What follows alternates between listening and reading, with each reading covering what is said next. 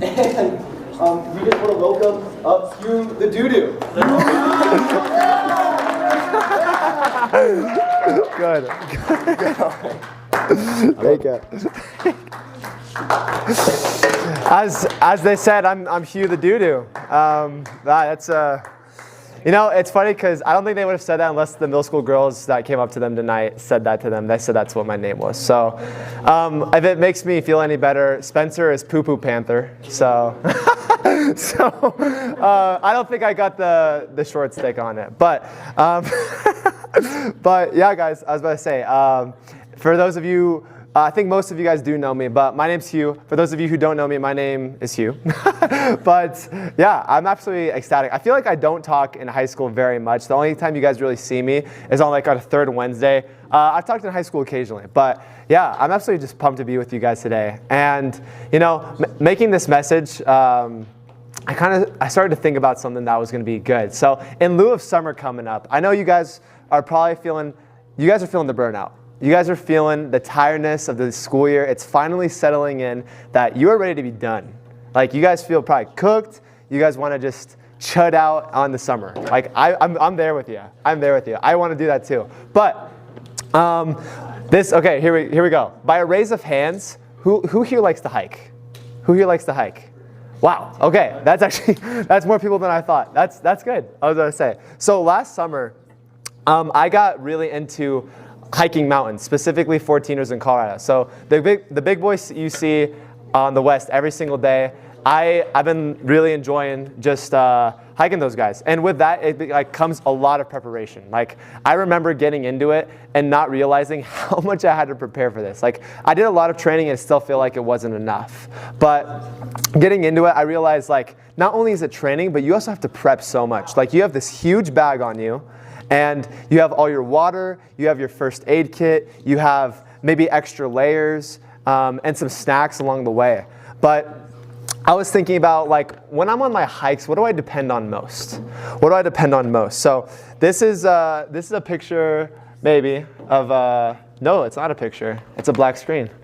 Yeah, there we go. But this was my first 14er. It's the tallest mountain in Colorado. But guys, let me tell you, that was a rough day. It's a rough day. Let's just say I threw away some pants and it's not a good day. But it's not, guys, I couldn't control myself.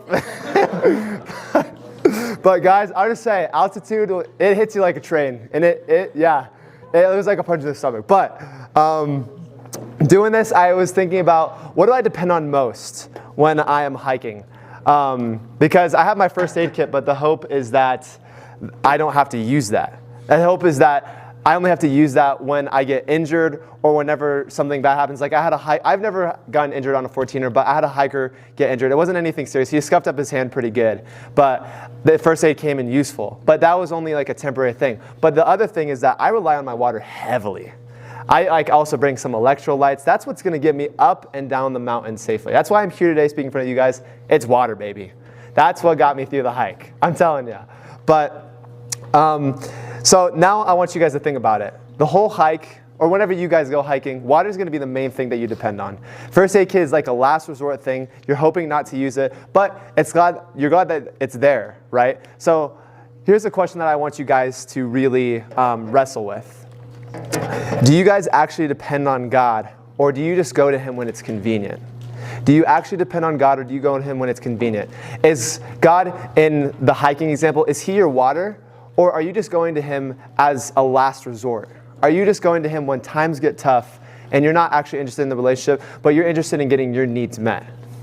So I think in order for us to be able to actually answer this question, we need to answer, what is dependence like? What does that actually mean? So the Bible, first of all, the Bible was written in 3 different original languages, Hebrew and Aramaic and Greek. So Hebrews uses 3 distinct words to define what dependence is. And so I'm going to put them all up here. So the first one is, I'm going to probably butcher the crap out of these, so don't make fun of me. But here, I'll move it to the side so you can see them. But First one, we'll say batach. So this one is like your internal trust in God. This is like your beliefs. This is your trust in God. It's like how you trust a friend. Like you can't really you can kind of try to physically trust somebody, but you mostly just trust them like, oh, I know that guy's going to do right by me. I know that guy's going to stick up for me. I trust in him. I have faith in him. This is kind of like our trust in God. This is kind of where it begins. And then the second one, we have sha'an. So this one is more the active reliance on God, the daily commitment that you make to God. This is what this looks like. So what I like to think about is someone who's they just got injured, right? And they have to rely on their crutches to keep them up. And without those crutches, they're going to fall. They're not going to be able to move, and they're stagnant. They're cooked, right? So with this one, this is like you're leaning on God fully. This is actively leaning on God. So this one, what I'm telling you to do is I want you to act like someone who needs their crutches, needs their physical, you need your life to physically lean on God. Whether that's when times get, or just in the daily, reading your word, praying throughout the day, bringing your concerns to God, and actively depending on Him. God, I don't know how I'm going to get this all done, but I trust in you that you're going to give me the energy to do it. I'm actively relying on you to do it. So we had batach, we had sha'an, and now the last one is chasa. So this one is, what are you running to when times get tough? What are you running to when things are not going your way? So in this is kind of like when in the Bible, it says that God is our refuge. He is our fortress. He is our strength. So with that comes maybe some of you might depend on your friends. You might depend on your parents. You might depend on physical things. Maybe you depend on your phone. Maybe for some of you, you might have addictions that you depend on but are just leading you further down into self-destruction. At the end of the day, that's what it is. But that's what it might look like for you. And we're going to get into it, but I'm going to tell you that right now, but everything that's in this life is temporary. And if everything in this life is temporary, that means it is not going to fulfill what you need in the moment. It's not going to fulfill what you need in the long term. So I think the best way to describe this is talking about the story of Moses. Who here has heard about Moses? Okay, yeah, he's one of the biggest names in the Bible. So can someone tell me, what was, the big thing that Moses did that was, what did he do? Tyler, do you know? The Red Sea. Yeah.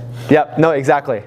So this is how it begins, right? So the Israelites, in the time they're living in Egypt, and the Egyptians have basically enslaved them. They're living under cruelty and even going to the extent of killing Hebrews. And the Israelites are crying out to God saying, God, I need your help. What are we going to do here? Why are you just letting us rot here in Egypt?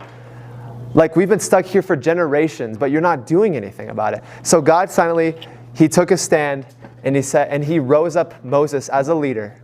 And you think about Moses like this guy parted the Red Sea. But let me tell you, this guy, you first glance at him, you would probably think this guy's not a leader.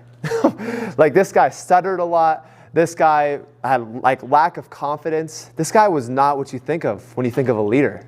But God rose him up and He equipped him to be the man that would lead 2 million Israelites out of Egypt. 2 million Israelites. So Moses went to Pharaoh and he said, let my people go. And Pharaoh did not listen. So God saw His people suffering and He said, I'm going to provide a way out for them. So He said, okay, if you're not going to let my people go, 10 plagues. Guys, the land of Egypt was decimated. Rivers turned into blood. There were frogs everywhere. There were bugs everywhere. It was gross. It was disgusting. The land was horrible. And then Pharaoh finally came to his senses after 10 plagues. And Moses coming up after each one saying, let my people go. And he said no. And then it took 10 times. And he finally said, okay, fine, you can go. Because he finally saw the working power of God. He finally saw that wow, these people really depend on God to get them out of their situation. And I don't want to keep dealing with this. My people are suffering. Me as Pharaoh, my people are suffering. I'm just going to let the Israelites go. They have some sort of power that is inhibiting me from taking care of my people. And so Pharaoh, he let Moses lead the Israelites out of Egypt. But then, ready for this? Crazy switch up, crazy turnaround. As they are leaving, Pharaoh decides to change his mind, and he grabs a huge Egyptian army with chariots, and he is chasing them out. And the only thing that is standing between them and freedom is the Red Sea. So as Tyler beautifully said, when Moses was leading them out, the Israelites were terrified. They were absolutely petrified by what they were seeing. Hundreds and hundreds of chariots chasing after them.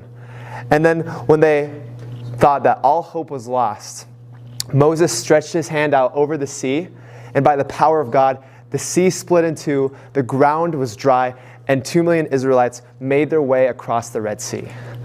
I don't know about y'all, but like imagining that and trying to imagine that is like, I cannot fathom what that could have possibly looked like, but I am sure it was absolutely insane. And you might think, well, like, oh, well, the Egyptians can just go through the Red Sea with them. No, that's not at all what happened. What ended up happening was that as soon as they were escaping, the Egyptians went into the Red Sea, boom, the waters collapsed on them, and because they depended on God, their enemy did not conquer them. And they were able to escape, so Moses could take them one step further to leading them to that promised land that God had promised to them. So, you might be thinking, well, Hugh, like, that's a cool story and all, but I'm not leading a nation. That's true. I think we would know about it at this point if you were leading a nation coming to students. But you might be leading yourself. Or you might be even leading a sports team, or even a musical section. You might be even the oldest of your siblings. And you might even, I don't know, you might have some sort of way where you're leading in your life. You all do. You have some sort of way of when you're leading in your life. But we go back to this question. We'll get there in a second. We actually go back to this question. Do you actually depend on God, or do you just go to him when it's convenient? So in this time, when Moses was leading them out, he depended on God fully, that he was going to deliver on what he said. He delivered, and he did. He delivered because of their dependence on him. And so, with that being said, when anxiety and stress comes into your life, do you cope with it with reels? Do you cope with it with addictions? Are you trying to ignore your problems and distract yourself by not addressing them and just letting it rule your life? Or are you running to God? When a breakup happens, are you just going to the next DMs of your next prospect? I know I called some people out in the room. Or are you running to your Bible? Are you running to God in prayer? And so a great way to look at what this looks like is think about your relationships that you have right now with your friends, with your family, maybe even your boyfriend or girlfriend right now. I'm just saying, if that person goes to you and they're only coming to you when you're having a crappy day, or like whenever they're having a crappy day, or whenever they need something, I'd be like, this person is not my friend. This person is using me. This person is using me. They could probably care less about me. They're just trying to satisfy their needs right then. And then as soon as it's satisfied, boom, I don't need you anymore. Have a good life. See you later. Like, that's sometimes how I feel like we can treat God.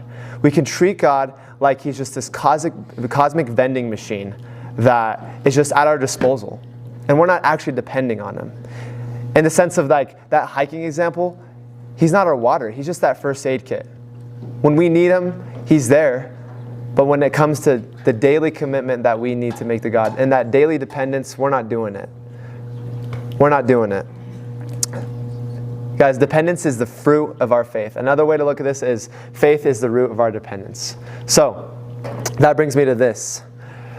So what you see here is a cute little, petite little tree with some deep roots. Some deep roots, okay? Here's what I want you to look at it way, okay? So these roots, this is our faith. This is our trust in God right here. As you can see, these are deep roots. There is deep trust in God. There is deep faith that he's going to deliver. There is deep dependence that he's going to deliver on what he has promised. God's promised something, and he's going to get you through that storm of life that you're feeling.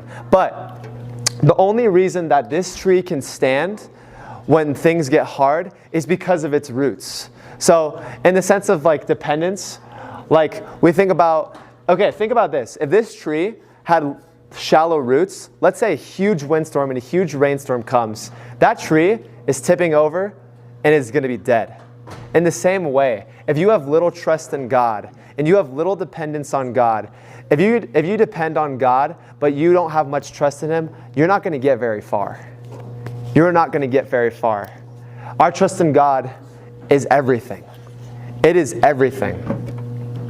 And the only way that tree is going to keep standing up is if you continue to put your faith in Him. And what that might look like, it's going to be, I'm going to dive into it, but it's a time sacrifice. It's a time sacrifice. And this is a verse I think that just goes great with that. So it says this people, in Matthew 15:8, it says, this people honors me with their lips, but their heart is far from me. So it says, maybe you say that you're a Christian, and maybe you say you do A, B, and C. You go to church, you go to youth group, you go to small group. Maybe you still feel that emptiness inside. Maybe you still feel like every single time you go to church, you're like, maybe you have that spiritual high, but then later in that evening, it's gone. Maybe when you go to youth group, you're like, wow, what a good message. What a good worship session. Okay, now I just got to go back to my life and do what I want. No. And in the example I gave to you guys about friendships and your just like any relationship that you might have, it's an act of dependence on that person. It's a time sacrifice. That's how you build trust with that person.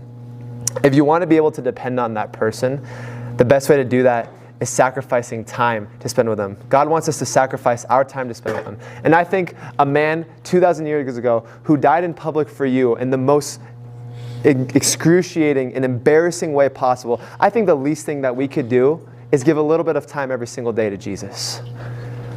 Someone who loved you so much, and here we are saying, oh, I would rather just scroll on TikTok and be a chud. Guys, I'm guilty of that too. I'm guilty of that too. But something that I've realized is that when I'm not reading my word and when I'm not praying, oh my gosh, I feel so spiritually empty.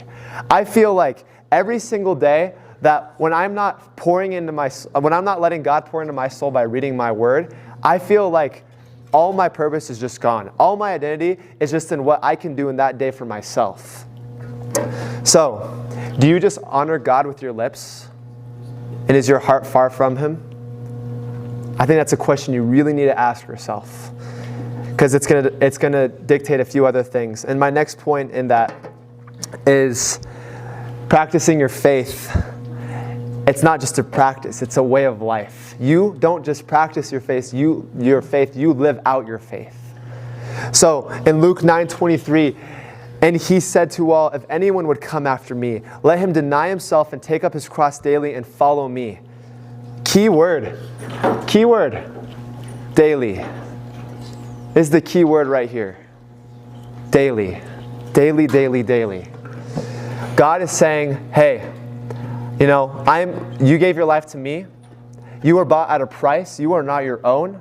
I brought you at a great price. I got you at a great price, paying my Son Jesus to die on that cross for you. You are not your own. This life is not yours to live. Because at the end of the day, I'm giving you all these rules, not to dictate you how to live your life, but to help you to not fall into those storms that you would put yourself in if you lived for your own desires. So, what that looks like taking up your cross daily is being able to, if you want to scroll on Reels, that's your choice. But I'm just telling you, it's not going to get you anywhere. There's a reason that Gen Z is one of the most depressed generations we have had. And our attention spans are low. And we can't focus on what God is calling us to because we are so focused on our own desires of doing what we want, playing video games, hanging out with the wrong people, and doing things that aren't helping us whatsoever. We are not taking up our cross. God took up His cross, and He's calling us to take up ours by surrendering our lives and making it so that He can work through ours.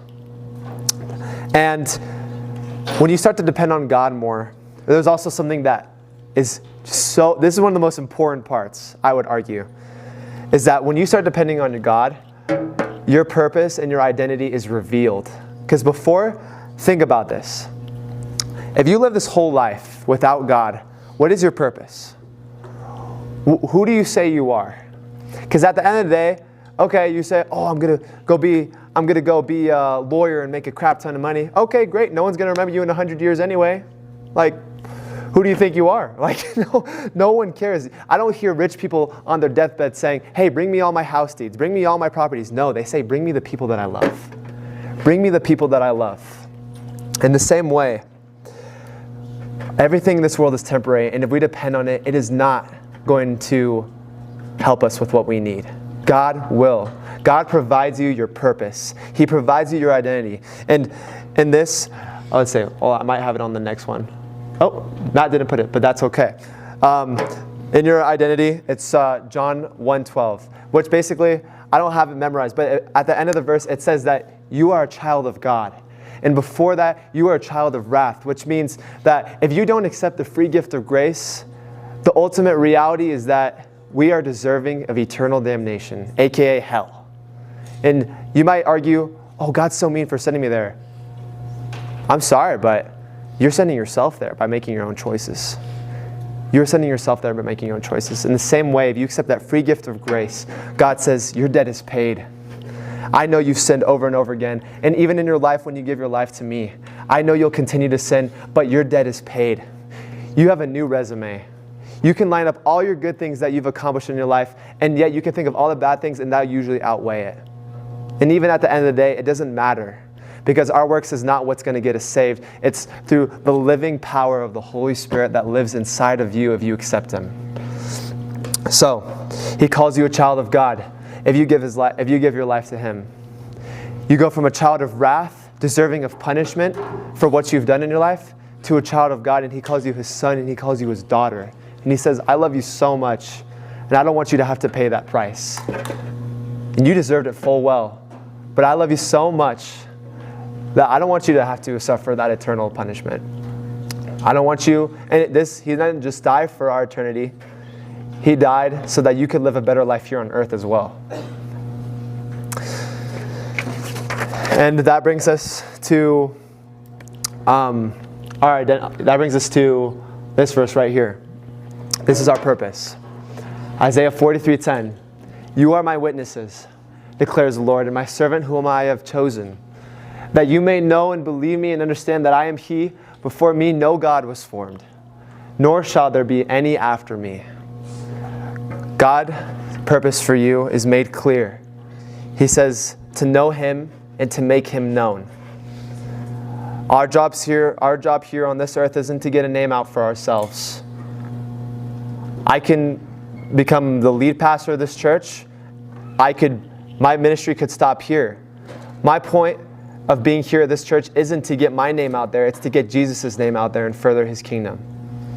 My purpose and your purpose as a Christian is to know Him intentionally by taking time out of your day to actually get to know Him. Read your word. Everyone says, oh, I don't know God's will for me. Open up your dang Bible. It literally says what it is. And how that comes out to be, just let God take those steps. Let God establish your steps. Because the thing is, I don't know. And I don't know what God's will is for you. And what I don't know is, I don't know how He's going to accomplish His will through you, but we do know part of His will, and His will is that you will know Him and that you'll make Him known. Our mission statement at this church is to know Jesus and to love like Him. That is our purpose. That is our purpose. We are witnesses to what Jesus has done on the cross. We are witnesses that His resurrection of Him rising 3 days later and that His return one day is true. We are witnesses to that. But there are people on this earth who are unreached. You have friends in your friend group who are not going to they're going to a place that they're not going to be happy with when they die. I don't know about you, but that terrifies me, that the people that I love most, I might not see them for eternity, and they might suffer in that for eternity. It's our jobs to make God's love known to everybody. That is our purpose. And I'm not saying this to scare you. I'm saying this as a wake-up call. I want you guys to be able to experience the amazing and working power of the Holy Spirit that lives inside of you if you have accepted Jesus into your life. Because it is powerful. Guys, I went from wanting to be a real estate developer to now wanting to do full-time ministry. Do you think that's what I wanted to do a year and a half ago? I would have said absolutely not. No. But God has changed my heart so much that he says, why were you wanting to do real estate development in the first place? And I was honest with myself. I said, I want to send my kids to college. Well, that might not be a bad thing. And while that might not be a bad thing, I was idolizing that above God's plan that he had for me. And so I think of that song, The Center by Bethel Worship. And it says, if my days tell a story, let it be of you only. If my days tell a story, let it be of you only. Don't let your life be about yourself. Let it be about how God worked through your life so that other people can experience the amazing and saving power of God.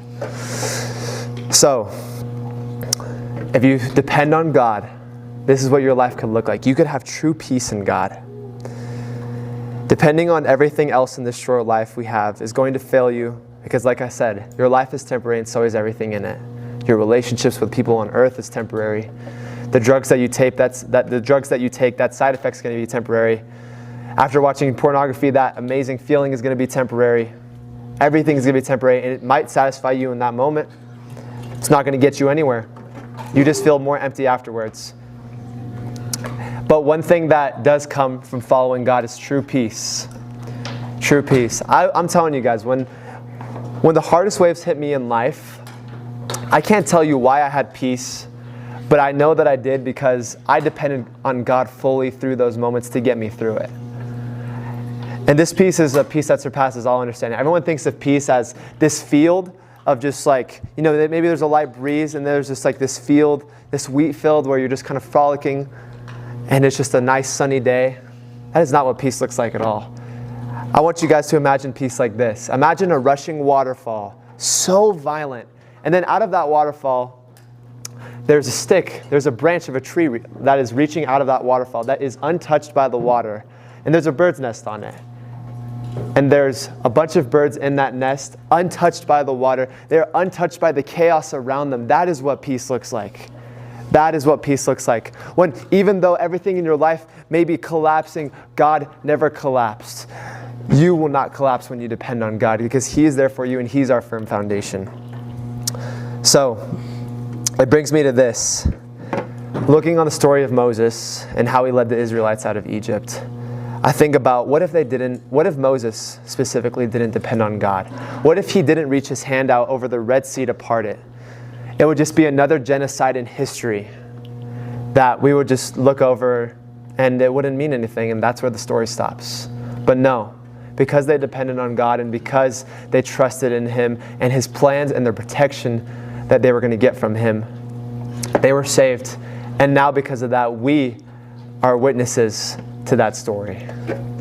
So, I leave you with this question. Are you all in for God or are you all in for yourself? Are you going to live for him or are you going to be your own God fulfilling your selfish desires?